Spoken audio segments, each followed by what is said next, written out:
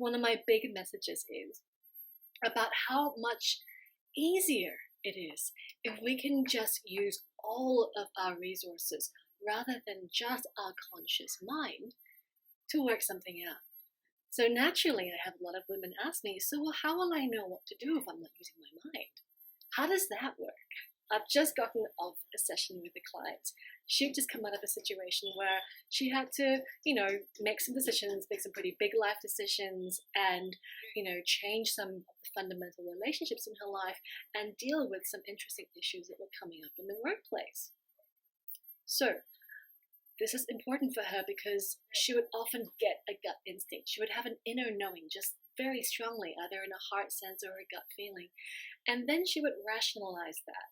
And she might rationalize that away, and so she can ignore it and say, no, it's okay, they were just doing this, or they were just saying that, or it's okay for this to happen, even though her felt sense of it, her inner knowing was like, no, that's not on, that's unacceptable, or something needs to happen about that. So that was her context. So what we looked at in her session was how to be at one with her knowing. To do that rather than rationalizing, thinking, processing, crunching that away. And you've probably seen a lot of people do that when your mind is overactive. It's like you have an overactive mind that goes around and around in circles, and it's not a very enjoyable experience. So when I put her in that position of being at one with her knowing, she had some really interesting things to say. She said, I don't need to explain anything anymore. It's peaceful. Other people, they can just run along. I don't care. I don't care that way. I'm not buying into their BS.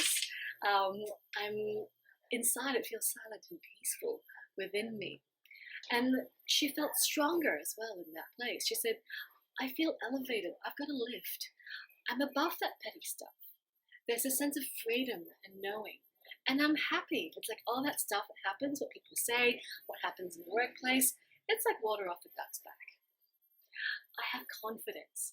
And I still have a sense of worth, but rather than a worth that's won over by trying to do the right thing by others or trying to be perfect or something along those lines, it's a sense of worth that's secure, she told me. And a deep sense of being valued as well.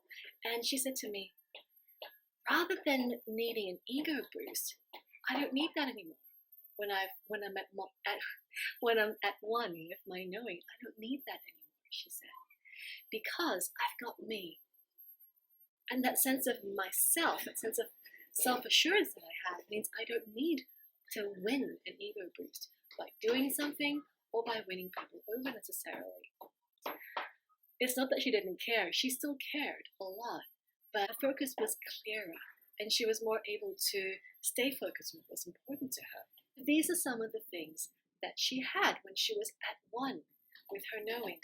I hope this answers some of your questions about, well, if you don't use your mind, how do you know something? It happens just like that in your heart sense, in your gut feeling. And when you're at one with that knowing, as opposed to trying to fight it, trying to rationalize it, critique it, second guess yourself about it, that's what she felt like when she was in that place.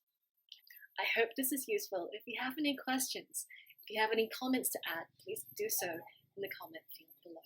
Take care. I'm Nikki Michelle Sue from The Happiness Button, and I'll see you soon.